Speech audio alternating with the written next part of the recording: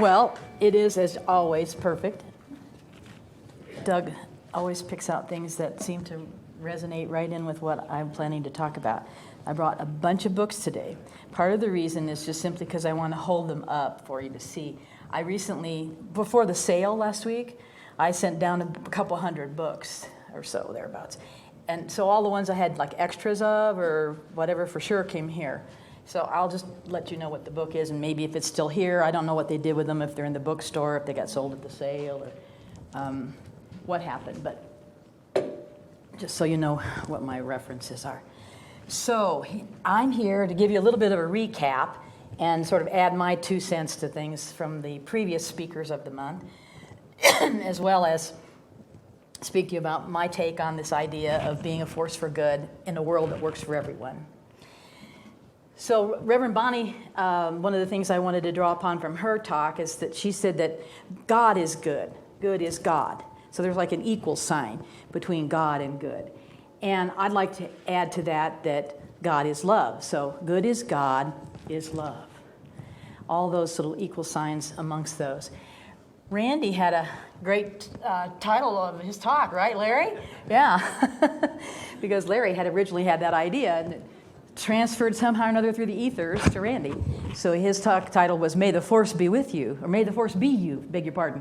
Not the Force Be With You, but May the Force Be You. And he did his analogy and talked a little bit about the Jedis and what it was to be involved in making of the movie of the Star Wars and how Lucas got his inspiration and talked to Joseph Campbell and so forth. But one of the things that Randy mentioned that stole some of my thunder, in a way, was that he talked about scientific studies that prove up the benefits of meditation. And my intention, and still is my intention, is to talk to you a little bit about how prayer has been proven to be a force for good or beneficial in the world. So I'm going to just kind of pile on top of what Randy did with that. And Larry brought us a focus about the elephant and the donkey in the room and how we should be thinking about our plans to vote. I voted yesterday with this lovely couple here in front of me in line at the library, and to vote for rather than against something or someone. It's been an interesting challenge, and you're turning away from the condition was the first thing I was looking at in the book that Doug had there. It's been a challenging time to turn away from the condition. And my key to that is the golden key. You all know what the golden key is from Fox, that you turn away from the condition, you turn towards God. So it's been challenging, this, and I haven't even been here the whole summer. In Mexico, I have kind of a news diet. I don't really have to worry or pay attention to what's going on, so I really have all the empathy and sympathy in the world for those of you all who've been there this whole year since the primaries. Adding to it, speaking of piling on. Anyway, one of the things that Larry mentioned that really brought something to mind is he talked about the importance of not waiting, not procrastinating, getting out there and being and doing these principles in the world. And he reminded us that his tradition, one of the cliches is, what are you waiting for, the Messiah? And he admonished us to recognize that we are the Messiah. Get out there and be the Messiah. Don't wait for the Messiah. And that reminded me of a story that I first heard Reverend Candy tell from the podium here. But it's in this book, A Different Drum, by Scott Peck, if you're familiar with that. And going back through my books, my books are old, and so when I've been going through my books earlier this week, I realized that a lot of the stuff that came out in the 70s and 80s in the New Thought beginnings is really some of the best stuff that's still out there. So I certainly invite you to go back through your books if you have old ones like this. But the story that's in here is called The Rabbi's Gift. And the story is about a monastery in the 18th century which had diminished in number of monks. the times had changed, things had shifted. There had been a lot of persecution of Catholicism and so forth, and they were down to just 5 guys left in the monastery, including the abbot.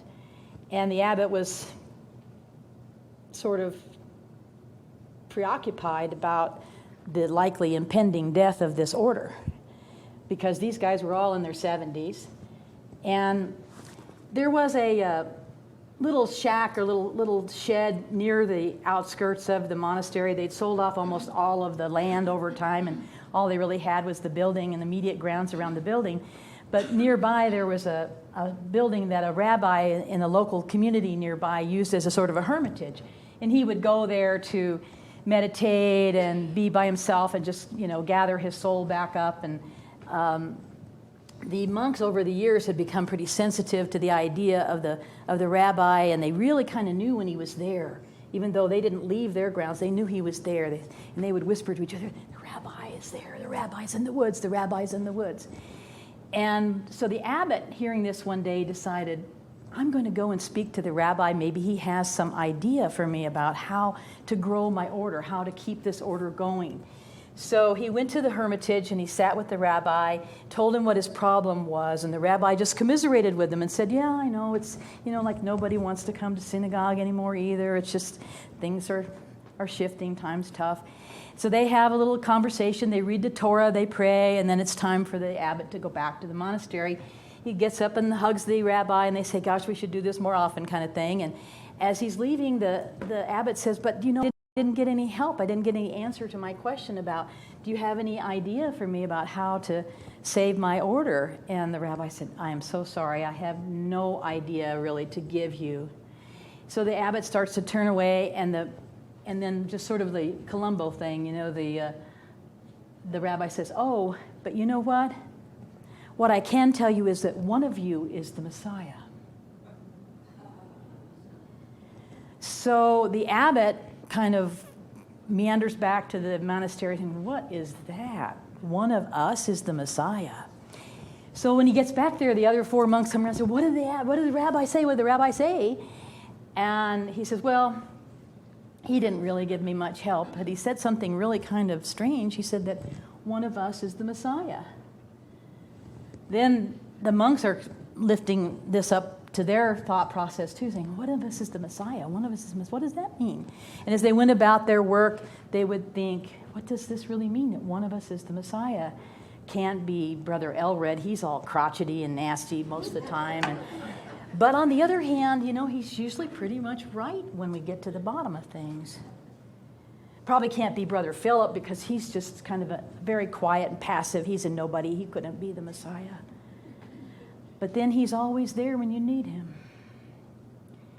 And then they said, well, it must be the abbot. He's the one. It's got to be the abbot.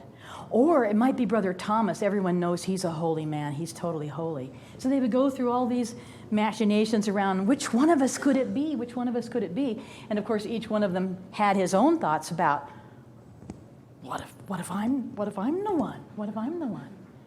And as the next few months evolved and they went through this sort of ongoing monologues and dialogues about which one of us is the Messiah, they began to behave a little better.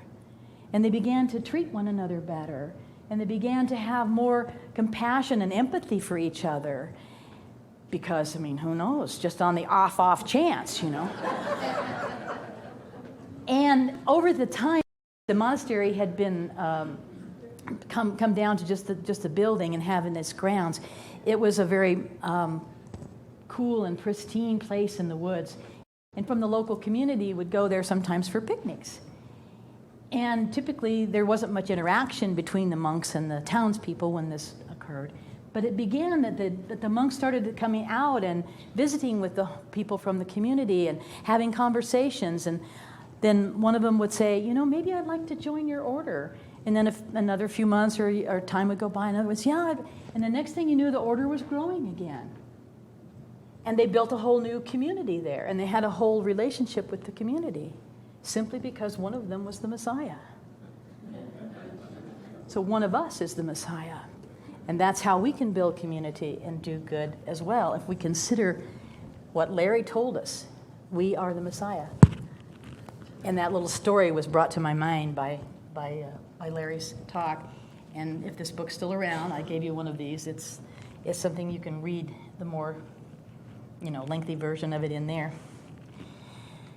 But today, what I want to talk to you about is this idea of being a force for good in the world that works for everyone from my perspective. So I start out by asking you this question. Now, you don't have to raise your hand. There's no show of hands. Just look into your heart and your mind and tell the truth to yourself. Is it possible that we could have a world that works for everyone? Can you see that? Can you envision what that world that works for everyone might look like, sound like, feel like, be like? Can you believe it? I don't know about you guys, but sometimes I have a little hard time believing that it's possible that my own world can work for me. Can your world work for you? And it's difficult in those moments to extend it out to the rest of the people, places, and things on the planet. So if you believe in the possibility, then you may not have to listen to much of what I have to say today because you're already there. But if you have a little doubt now and then, or something throws you off course, or that long and winding road that Mary Lynn was singing about seems to feel like your brother's the burden, instead of the sadness is the burden, is what she talked about in the song. Carrying the love was not the burden. This book here is one of my older books too, and it's by Larry Dossey, Dr. Larry Dossey.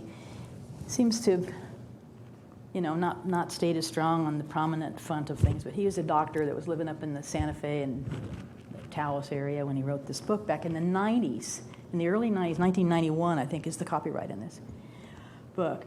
And it's called Healing Words, The Power of Prayer and the Practice of Medicine.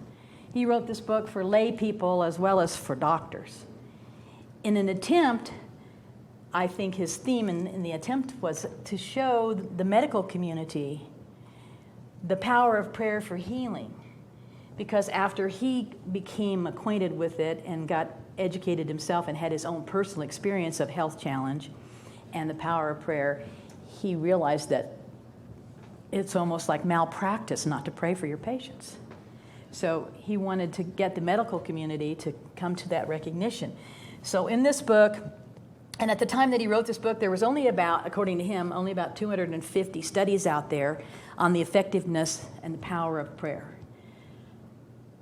I don't know how many there are today. I mean, I didn't even bother to try to figure that out, but I'm sure 20 some odd years later, there's a lot more.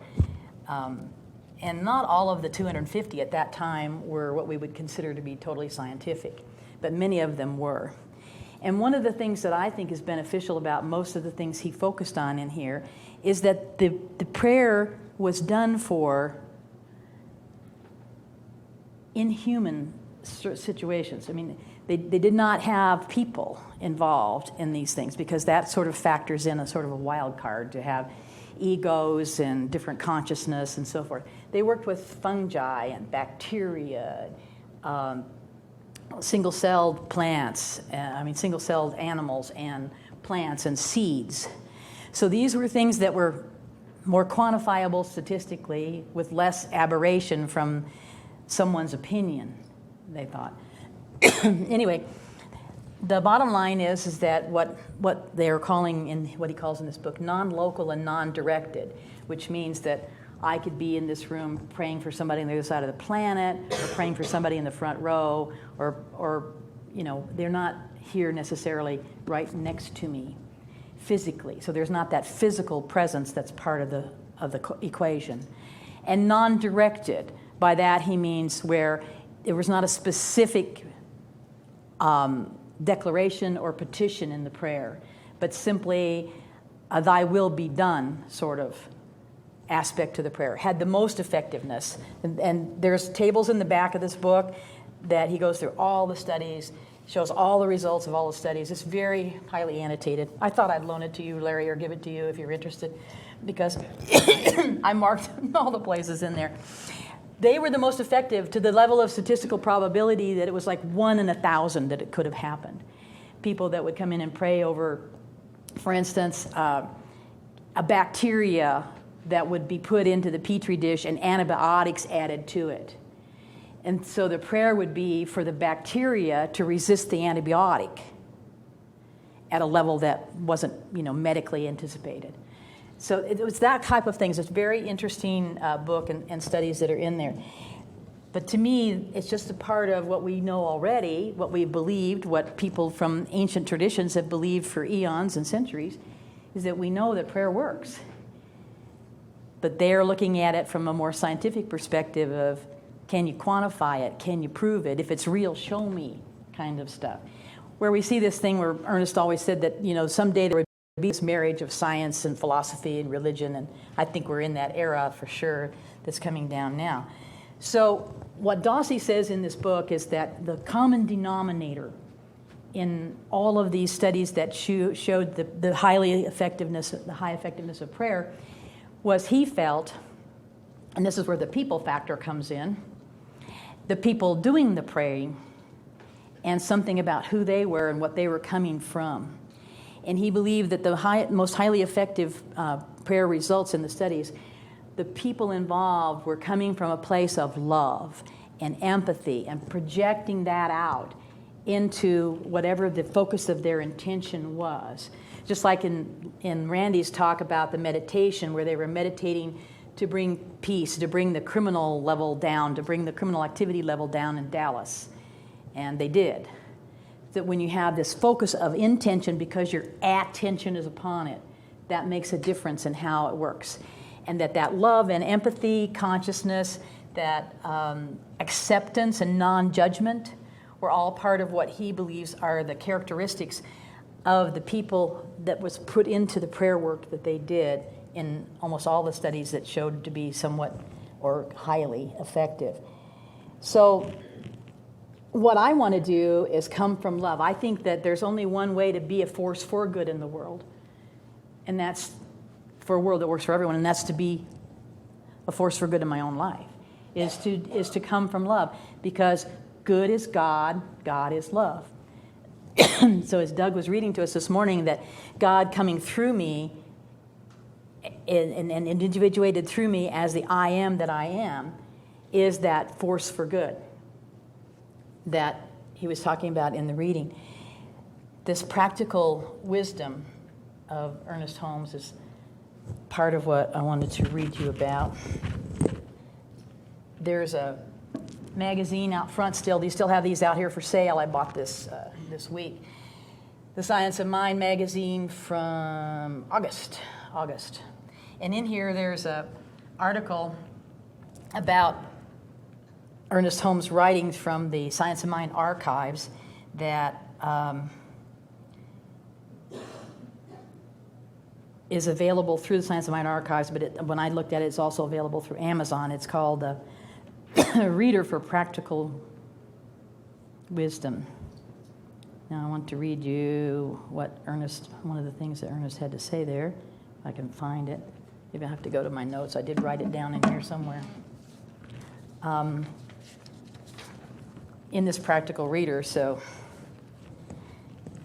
the idea that I want to get to is that there is a process that we can employ that will take us to this level of love at the level of elimination of what is not love by the process of elimination. So what Ernest says here is we're taking everything that does not belong to the great capital R reality and trading it in, as it were, for that which ought to be. We're swapping old ideas for new ones. To me, that's like, that harkened me back to the idea of Michelangelo's supposedly having said in regard to his sculpture work and the question about the David, well, I just envisioned, I saw the statue in the marble that God had intended, and all I did was cut away all of the extraneous rock to reveal the statue. So for me, I see that as the way of getting to love is swapping out, like Ernest says, swapping out everything that's not love for more love within me. Because as Doug was reading this idea about coming through us, so as the Course in Miracles says, teach only love because love is the only thing you are. And what do we teach? We teach that God can only do for us what God can do through us, right? And that's part of what Doug read this morning too, about God working through us as the power for good. So now I would submit to you this question. So is the world that works for everyone a world that works through everyone? So I'm part of the everyone, each one of you is part of the everyone that God is working through to create the world that works for everyone as we become individually and collectively the force for good. It's a process of elimination, which is the title of my talk. Larry always asks me the title of my talk. He's probably been waiting for me to get to it. Where is it going to be? So how does God get through us? Or in my case, sometimes I say, how does God even get to me to be through me? You know, I'm like not focused a lot of times on what I would prefer or what I would choose to be if I were consciously thinking rather than unconsciously thinking about what's going on. So I like this analogy of the radio or the TV. I guess we're probably moving beyond some of those levels of media in our world today. But I like the old song that says, you know, get in touch with God, turn your radio on. That to me there is this frequency out there. And if I'm not in that frequency, I'm someplace else because it's that finely tuned in. So I want to dial into that frequency of love that is the broadcast from the God channel. And whenever I take my fingers off the dial and I roll around somewhere and I get off to judgment or non-acceptance or resistance to what is, all of those things are a part of what's a different frequency on the dial that I want to try to get into what they told me one time at KRWG, because they told me I was a positive cume. That means you never turn the dial. I never knew that terminology until the manager of the station told me that. Positive cume. That's what I want to be for that frequency of love that is the frequency of God, that is the frequency of good. That is love. So if I chip away all the marble, if I eliminate all the rest of the things that are out there, then I can stay in that one place that is the place of love. Well, now how do I do that? How do I get tuned in and turned off? You know, how do I get tuned into this one and turned off to that one? Because what we're doing is like, if it's the flow of electricity, it's like we're pinching off that flow that is God, that is good, that is love. When we sit in this moment of judgment or resistance, anger, upset, whatever those emotions are, and if we hold them in our body, then they're in the way. It's just like we turned the rheostat down and kept the electricity from flowing through us, kept that good from flowing out, kept us from remembering that my brother's welfare is my concern, as the song said this morning, because I'm all stuck inside of me, and what I think and what I believe and who I want to vote for and whatever all that stuff is. So God's frequency is my channel. I believe that we can be the way of God. I believe that I can be the way of God. We are the way, the truth, and the light. We are the Messiah. The lightsaber that Randy was talking to us about last week. We are the way, the truth, and the light. I think it's an either-or proposition. I am either the way of God or I'm in the way of God. So if I'm holding that rheostat in place, if I've got my finger twirling the dial, if I'm channel surfing and I'm not staying on that frequency of God, I am in the way because it can't flow through me. So that world that works for everyone, the world that works for me, is the world that has to work through everyone, the world that has to work through me. I have to choose to see it differently. If I can't see it now, if I can't believe in the possibility and I can't envision it and I can't see it, then I'm all busy around the idea of I'm going to set it right. Like some of the politicians keep talking about, I'm going to set it right. When I need to see it right. I need to see the world right. I need to see the love. I need to see the God. I need to have the mystic come forward. That's the channel to be dialed into. And I want to offer up another thing from Ernest Holmes here that is in this magazine. out of that same reader for practical wisdom that tells us, well, I had it marked, but now I've lost the marking. Here we go. Here's what Ernest says about how it can work. What you and I need, more than anything else, and above everything else, is the quiet confidence that there is a power greater than we are, and that we can use it. And having come to this simple conclusion, we should not spend all of our time proclaiming that there is the power. Rather, we should spend our time proving the power. It goes back to Larry's, get out there and demonstrate. Right?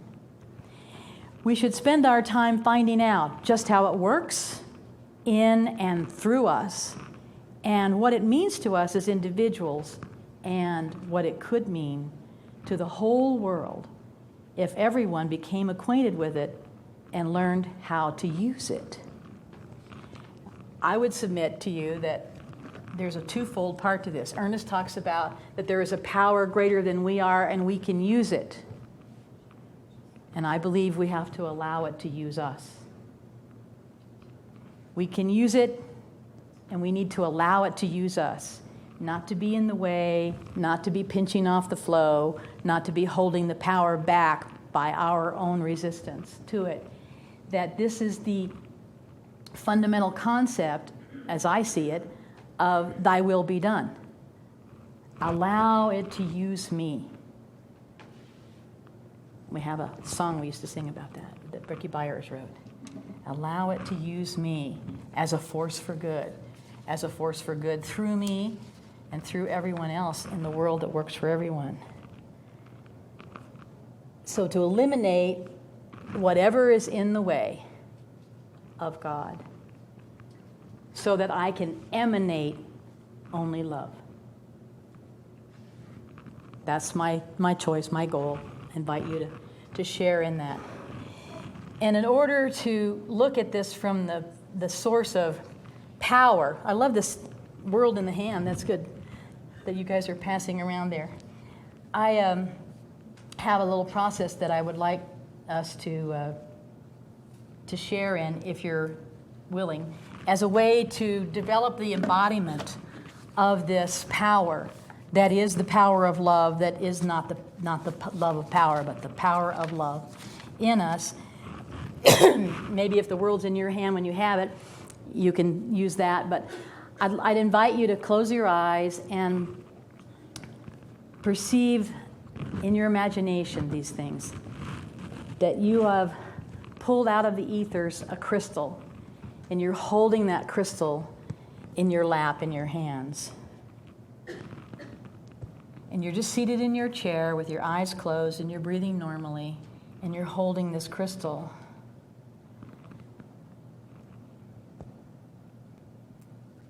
Now breathe in more deeply. And imagine that you're feeling the energy of the earth. You could all imagine that you're holding the earth that's being passed around. And that energy is coming up through the bottoms of your feet from Mother Earth. You're grounded, you're anchored through your feet to Mother Earth, and that energy is coming up through your feet. And now, with your body more relaxed and consciously relaxing more, begin to sense the energy in this room, sense the energy of the people around you, sense the energy that's in these walls, the healing that has happened in this room over the past 25 years. And know that you are a part of it. It is coming in through you. Feel the presence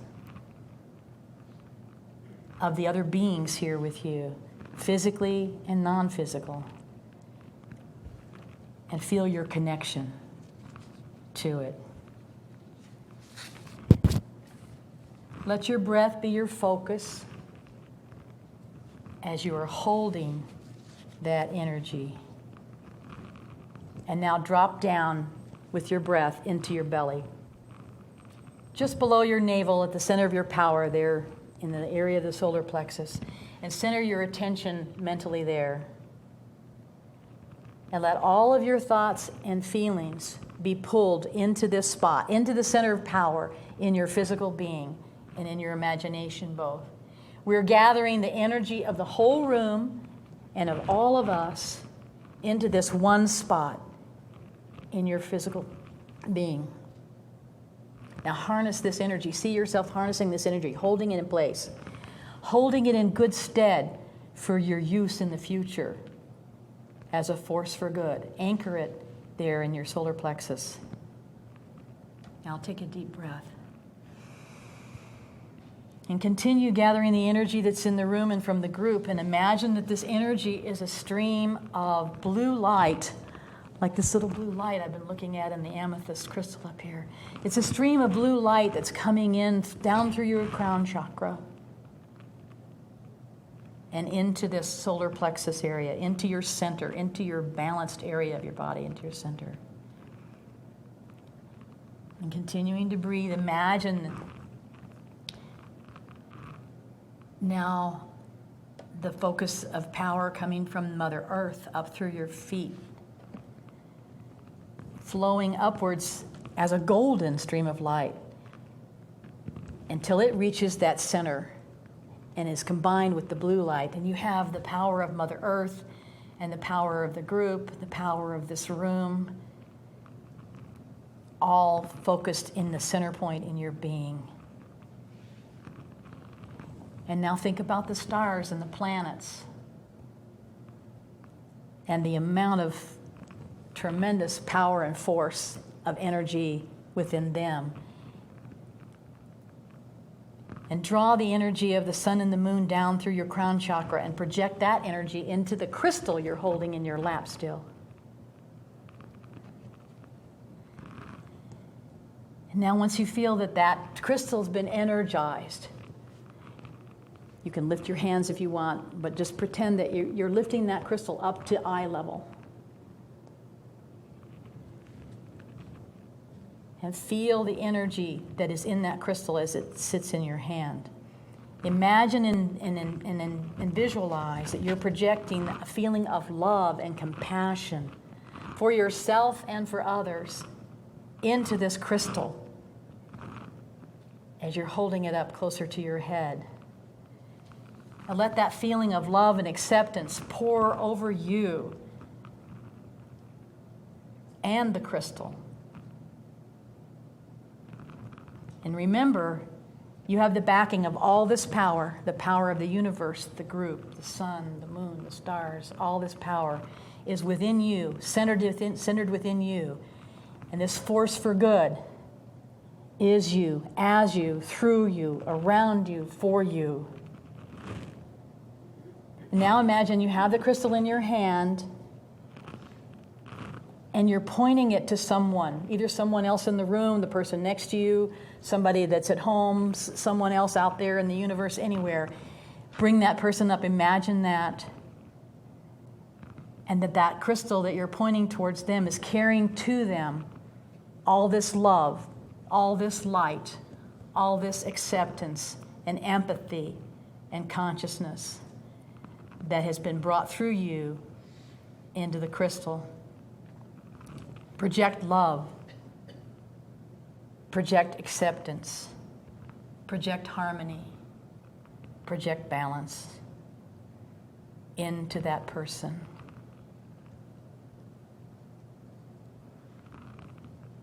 Take your time to feel it in you, transmitted to them.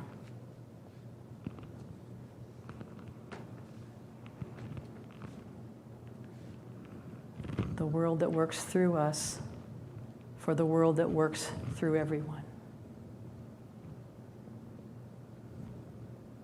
And so it is. Namaste.